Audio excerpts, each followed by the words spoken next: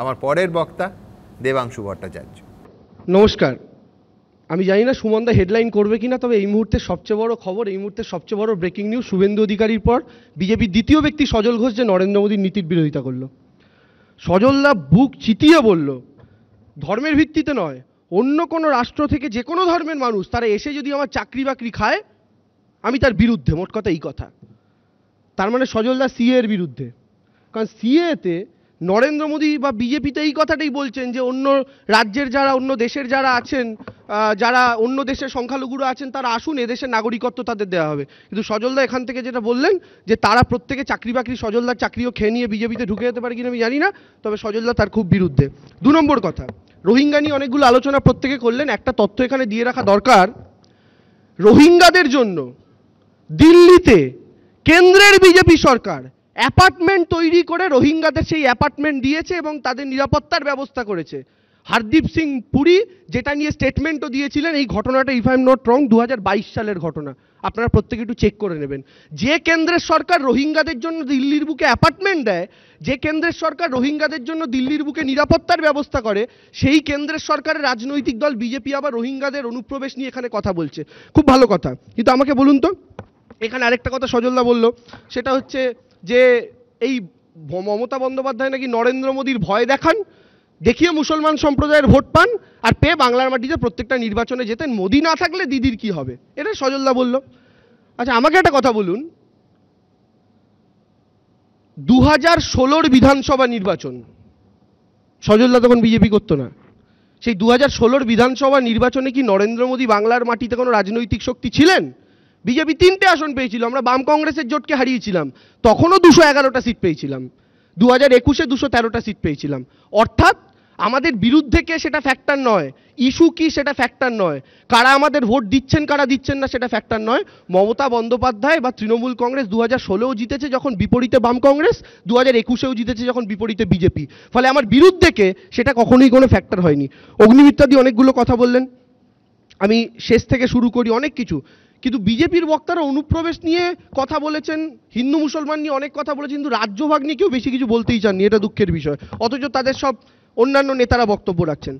অগ্নিমিত্রাদি একটা কথা বললেন যে মমতা বন্দ্যোপাধ্যায় রাজ্যের রাজ্য সঙ্গীত চালু করেছেন, না জানি কবে রাজ্যের পতাকাও চালু করবেন, এটা অগ্নিমিত্রাদি বললেন। অগ্নিমিত্রাদি একটু ইউটিউবে সার্চ করে জয় জয় গড়বি গুজরাট গানটা শুনো। এই গানটা হচ্ছে গুজরাটের স্টেট অ্যান্থেম, আর এই গানটা গুজরাটে অ্যাডপ্ট করা হয় 2011 সালে, যখন গুজরাটের মুখ্যমন্ত্রীর নাম নরেন্দ্র মোদী। তাহলে নরেন্দ্র মোদী গুজরাটের স্টেট সঙ্গীত অ্যাডপ্ট করতে পারেন, তখন নরেন্দ্র মোদী রাজ্য ভাগের ব্যাপার নয়, তখন নরেন্দ্র মোদী একদম বিশাল বড় দেশাত্মবোধক ব্যক্তি, একদম ভারতবর্ষকে ইউনাইট করে রাখতে চান। আর মমতা বন্দ্যোপাধ্যায় বাংলার একটা স্টেট অ্যান্থেম অ্যাডপ্ট করেছেন বলেন মমতা বন্দ্যোপাধ্যায় রাজ্যভাগ চাইছেন। অগ্নিমিত্রাদির এটা হচ্ছে দাবি। আমি জানি অগ্নিমিত্রাদির কাছে এই তথ্য ছিল কিনা। দ্বিতীয় কথা হচ্ছে, রাজ্য সরকারের কাছে জমি চাইছে, রাজ্য সরকার দিচ্ছে না, এটা আরো বড় ভুয়ো তথ্য। কেন্দ্রের সরকারের মন্ত্রীরা দয়া করে এটা নিয়ে একটা শ্বেতপত্র প্রকাশ করুন, কোথায় রাজ্য সরকারের কাছে কতটা জমি চাওয়া হয়েছে, রাজ্য সরকার ঠিক কি বলে দিতে অস্বীকার করেছে। ওই টিভি চ্যানেলে এসে রাজ্য সরকারের কাছে চাইছে, রাজ্য সরকার দিচ্ছে না, এই সমস্ত কথা বলা। যদি রাজ্য সরকার না দেয় তাহলে পশ্চিমবঙ্গের বর্ডার খোলা, আর আসামের বর্ডার কেন খোলা? পশ্চিমবঙ্গের বর্ডার খোলা মমতা বন্দ্যোপাধ্যায় দিচ্ছেন না বলে, আর আসামের বর্ডার সেগুলো খোলা কেন? হেমন্ত বিশ্ব শর্মা জমি দিচ্ছেন না?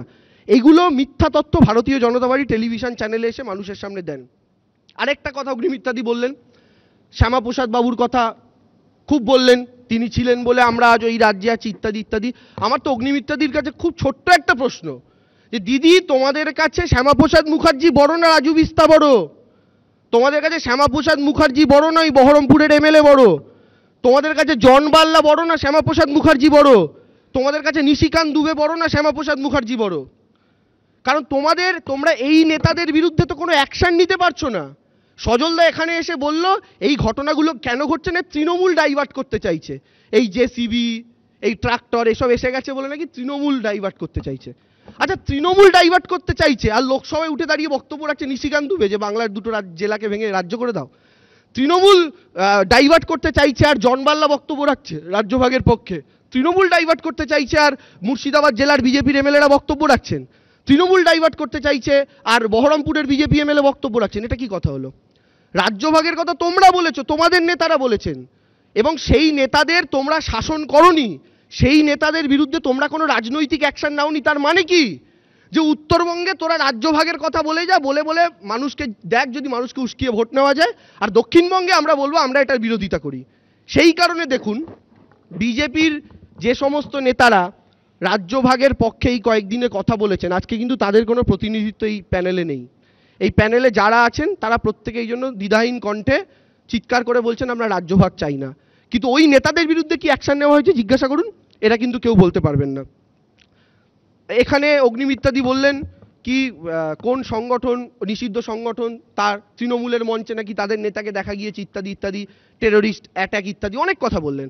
আজ অগ্নিমিত্যাদি আমার এটাকে এইটুকু বলুন, মহারাষ্ট্রে বিজেপি আইটি সেলের মেম্বার 6 জন কেন অ্যারেস্ট হয়েছিলেন যাদের সরাসরি আইএসআইএস এর সাথে লিঙ্ক পাওয়া গেছিল? টেররিজমের কথা বলছেন। আমি যদি আজ থেকে ঠিক কয়েক মাস 2 মাস আগের ঘটনা বলি, মে 2024 আহমেদাবাদ থেকে 4 জন আইএসআইএস জঙ্গি অ্যারেস্ট হয়েছিল। কেন অ্যারেস্ট হয়েছিল আহমেদাবাদের মাটি থেকে? পশ্চিমবঙ্গের মাটিতে এরকম ঘটনা ঘটলে পশ্চিমবঙ্গ পুলিশের এসটিএফই কিন্তু তাদেরকে গ্রেফতার করে। পশ্চিমবঙ্গের মাটিতে মমতা বন্দ্যোপাধ্যায় আছেন, ভগবানের কৃপায় পশ্চিমবঙ্গে এখনো কোনো বড় নাশকতা হতে পারেনি, করতে পারেননি। কিন্তু গুজরাটের মাটিতে নরেন্দ্র মোদী মুখ্যমন্ত্রী থাকাকালীন অক্ষরধাম মন্দিরে টেররিস্টরা অ্যাটাক করে এবং সেখানে 33 জনের ওপরে মানুষ মারা যায়, 80 জনের ওপর মানুষ আহত হন। কোথায় ছিল তখন নরেন্দ্র মোদীর সিকিউরিটি? রাজ্যের মানুষকে নিরাপত্তা দেওয়া। এই রাজ্যের মাটিতে দাঁড়িয়ে যে এতগুলো কথা দিদিরা বললেন, দিদি এখন জানেন নিশ্চিন্তে এখান থেকে বেরোবেন, বেরিয়ে গাড়ি করে নিজের গন্তব্যে যাবেন, রাস্তার কোথাও বোমা বিস্ফোরণ হবে না, কারণ রাজ্যের মুখ্যমন্ত্রীর নাম মমতা বন্দ্যোপাধ্যায়। কিন্তু এই জায়গায় দিদি ওপেন ফোরামে বলতে হয়, দিদি ওপেন ফোরামে বলতে হয়, এখন লিখে রাখো, অনেকগুলো প্যাড দিয়েছে সুমনদা। এখন বিষয়টা হচ্ছে যে এই যে বিষয়গুলো আপনি দেখবেন, এই যে অনুপ্রবেশ থেকে শুরু করে এতগুলো বিষয় নিয়ে এত আলোচনা হচ্ছে, পশ্চিমবঙ্গকে বাংলাদেশ বানাতে চাইছে মমতা বন্দ্যোপাধ্যায়, এই কথাটা আপনারা বারংবার শুনেছেন। কিন্তু আমাকে একটা কথা বলুন, বাস্তবে বাংলাদেশ কে বানাতে চাইছে? যখন ছিটমহল বিনিময় চুক্তি হয়, পশ্চিমবঙ্গের 17,000 একর, সেই 17,000 একর বাংলাদেশকে দিতে হয় এবং সেই ছিটমহল বিনিময় চুক্তিতে বাংলাদেশের থেকে পরিবর্তে আমরা 7,000 একর পাই। নরেন্দ্র মোদী যে ছিটমহল বিনিময় চুক্তি করেছিলেন বাংলাদেশের সঙ্গে, আপনারা আমাকে বলুন, পশ্চিমবঙ্গের 17,000 একর সেটা আমরা বাংলাদেশকে দিয়ে দিলাম, বাংলাদেশের থেকে নিলাম কত? 7,000 একর।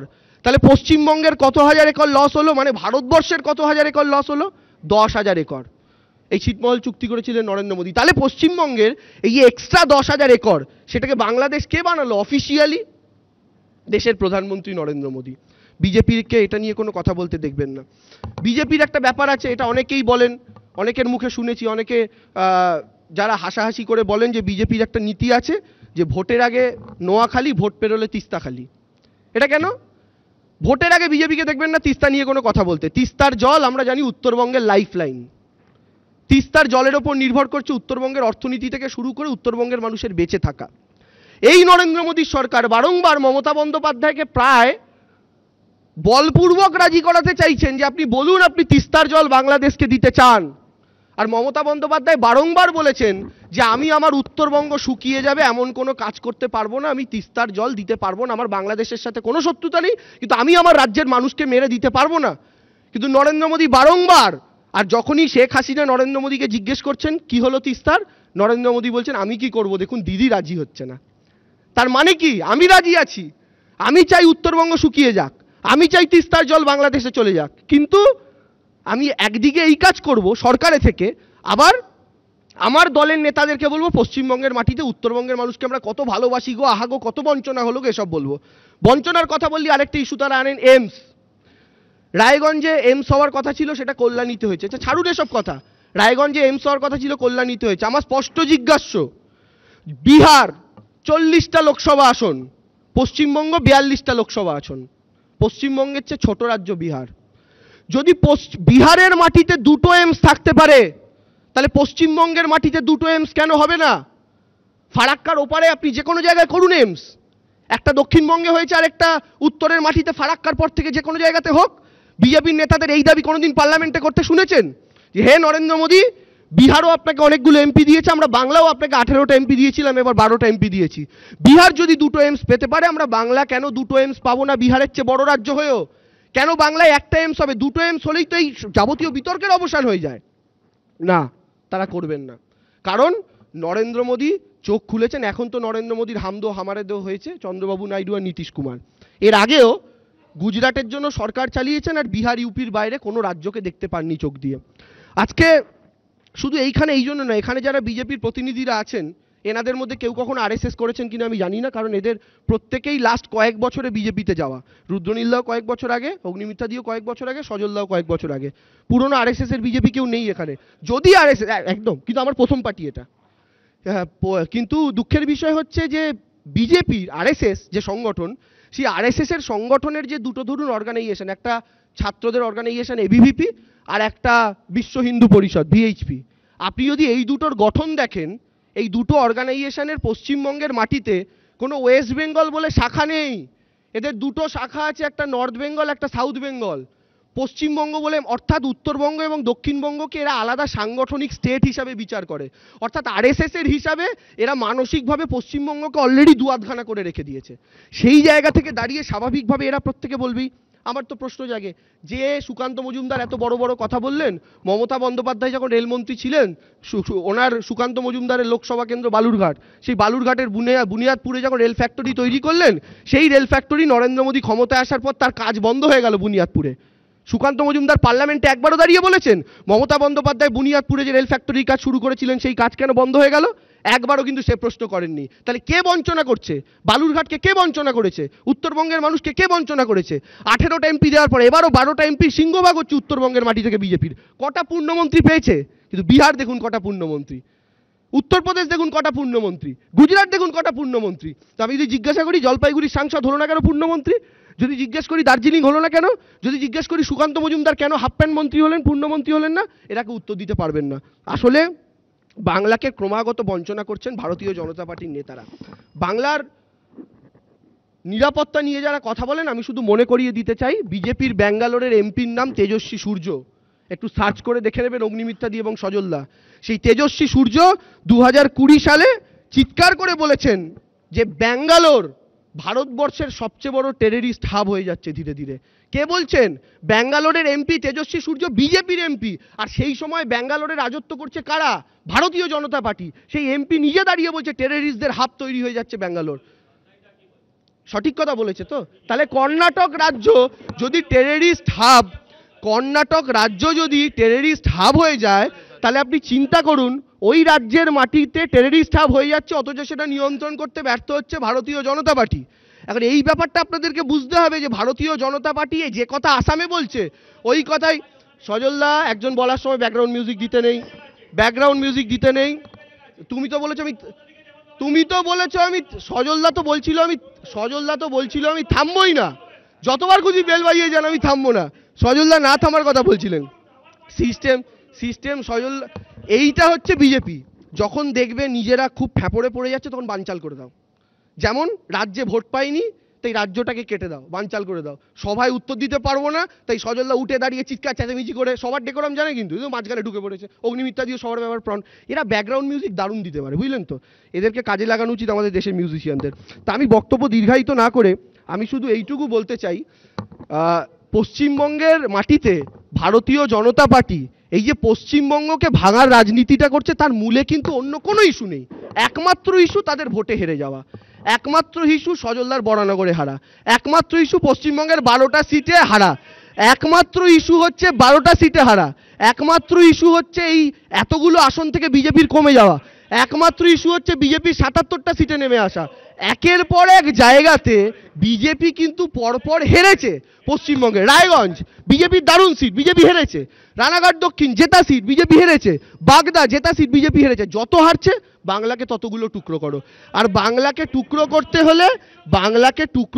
হলে ভারতীয় জনতা পার্টির এটা হচ্ছে রাজনৈতিক এজেন্ডা। টুকরো করো, বাংলার মাটিকে ভাগ করো। তো সেই জায়গা আমরা কোনোদিন তৃণমূল কংগ্রেস আমরা যারা আছি সেই নীতিকে সমর্থন করি না এবং আমরা আগামী দিনেও করব না। তো যাই হোক, সজলদা আজকে প্রত্যেকের মাঝখানে বলেছেন, কিন্তু দুঃখের বিষয় হচ্ছে সজলদা আরও একজন বক্তা বাকি আছে, রুদ্রনীলদা। সজলদা থেকে ফাঁসিয়ে দিল। কারণ এবার রুদ্রনীলদা বলতে আসবে, সবাই আমরা মাঝখান দিয়ে বলবো, আর রুদ্রদা এমনিতেই বলার ইস্যু নেই, বলতে পারবে না, আমাদের নামে দোষ দেবে।